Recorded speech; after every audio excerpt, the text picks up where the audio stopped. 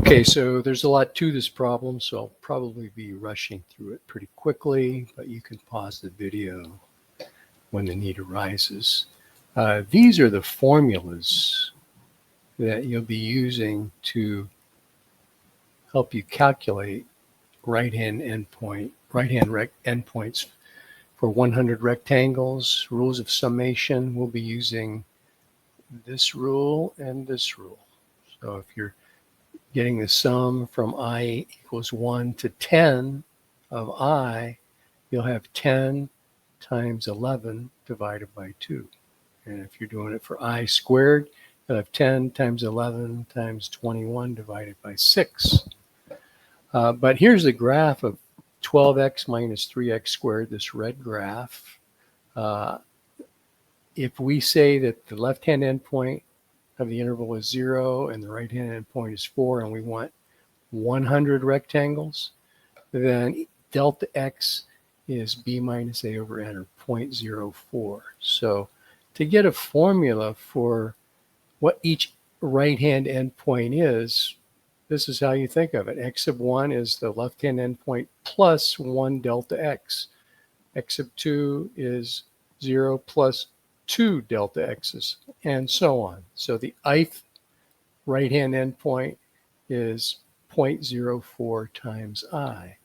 And the width of each of these little rectangles, 100 of them, is 0.04, but the heights will be different. We will be plugging each x sub I into f of x. So f of x sub I, there's the 0.04i plugged into the function. Whoop, I actually have that written backwards. This should have been the 12, and this should have been the 3. Okay, so on the next board, I have the same thing written down, but the decimals that I have calculated are correct.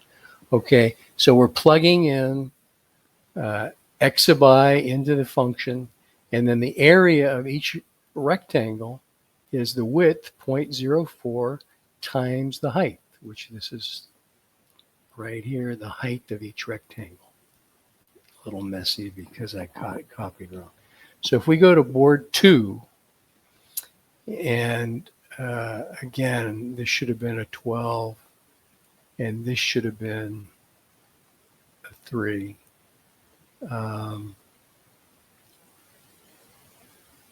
I think these numbers are correct.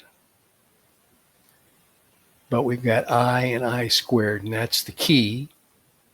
Here is the calculation using Desmos online graphing calculator, which I used the summation symbol from I equals 1 to 100 of I.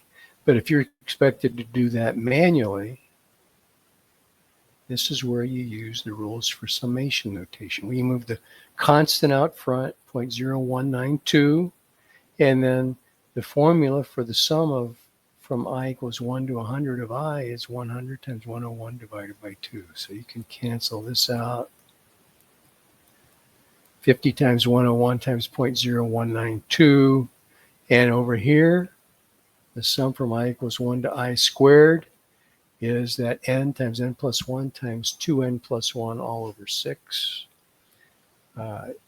Pretty tedious calculation, but there's what you get. And of course, the actual value, the integral from 0 to 4 of f of x dx is 32. Okay. Now, what you will eventually do is let this number be replaced with the letter n, and we'll take the limit of this expression as n goes to infinity. So we'll have n's in here instead of hundreds. And when you work it out, as n approaches infinity, you will actually get 32. That is the definition of a definite integral. It's the limit as n approaches infinity of a Riemann sum. Okay, there you go. Hope that helped. Any questions, post a comment.